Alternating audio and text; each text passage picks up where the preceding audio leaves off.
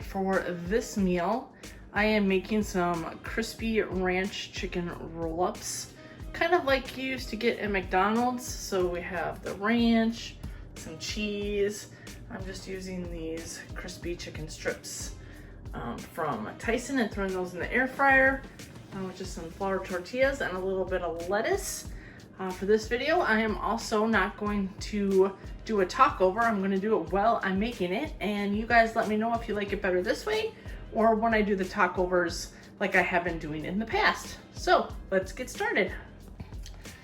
So it's just me and my daughter tonight. So I have 5 of the chicken strips.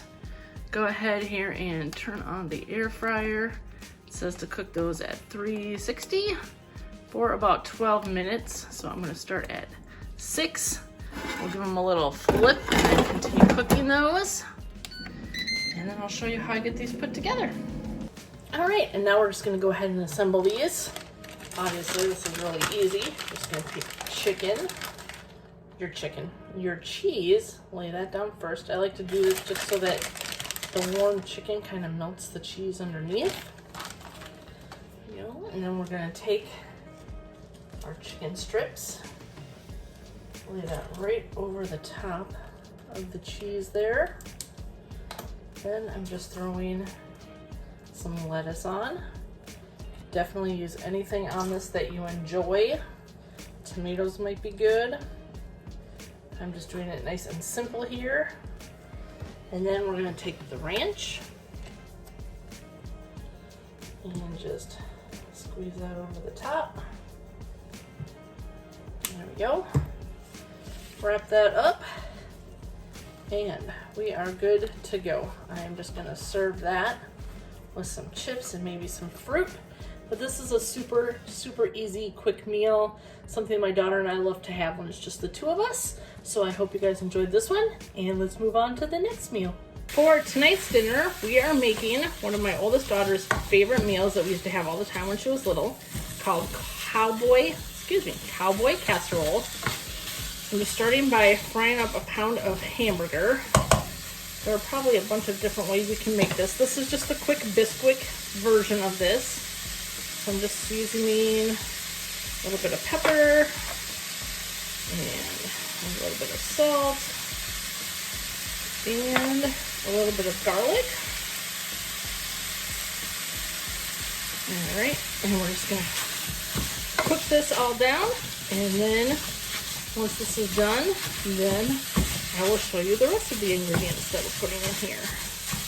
Now that our meat is all browned up, we are going to add in 1 cup of barbecue sauce.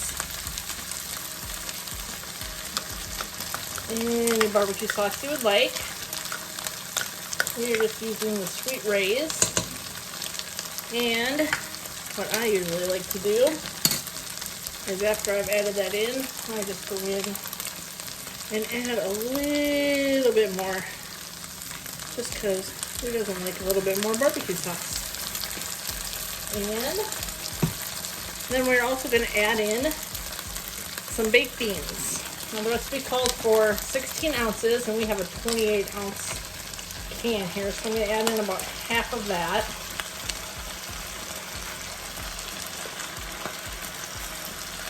There we go. Add that in. And we're just going to stir everything together really well. And then I'm just going to kind of let this warm through, and then we will get this ready to put in our casserole dish.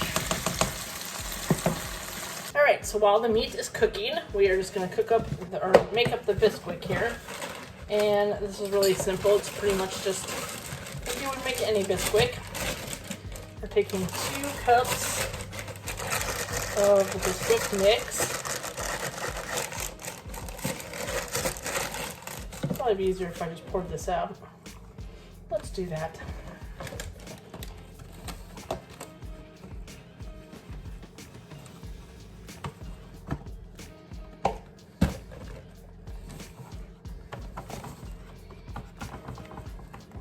Bisquick isn't, oh geez, really much of a science. Just gonna make a little extra if I have a little bit more, which is just fine. just throwing this all over the place. Oh my goodness. Making quite a mess. Get a separate container for this maybe. It wouldn't be so messy. Alright, so we have that along with a tablespoon of butter. And then 2/3 cup of milk.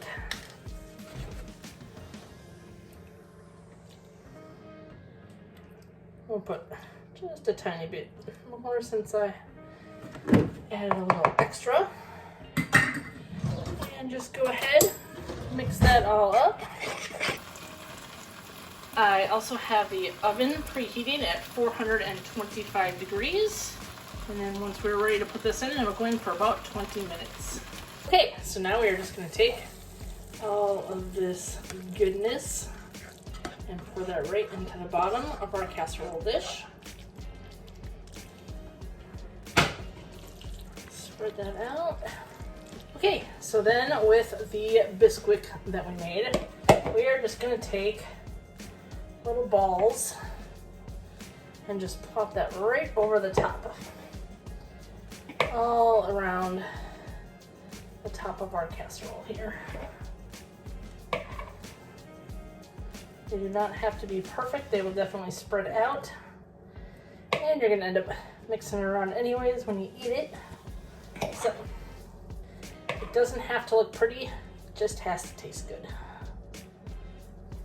All right, now that you've got that all over the top, the final thing you're gonna do is just throw some cheddar cheese on there. Like I said, this is gonna go in the oven 425 degrees for about 20 minutes.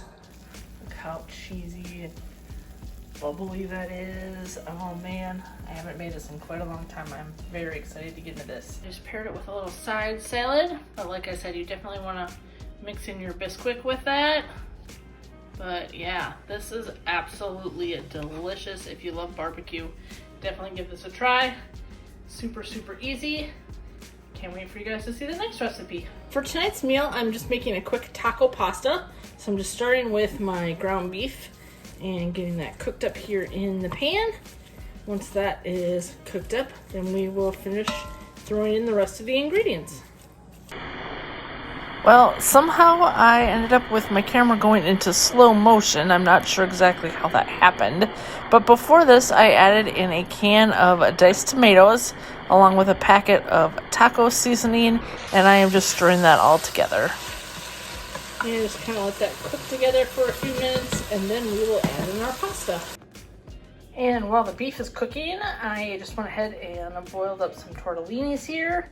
These are quick frozen 3-minute tortellinis. So we will put these in with the meat and tomatoes here in a minute. And I'm also just making some croissants to go alongside of this as well. All right, now that I've let that cook together for a little bit, I'm gonna take my pasta that I made earlier. Just gonna dump that right in there and mix this all.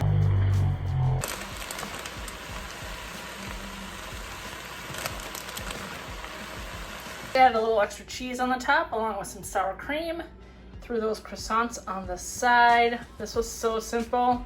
Great for those nights that you're really busy and you just want something really quick. All right, for this meal, I'm making a crock pot bacon chicken ranch pasta. So I'm starting with 2 chicken breasts in the crock pot. I'm just gonna go ahead and season both sides here with a little bit of salt, pepper, and garlic.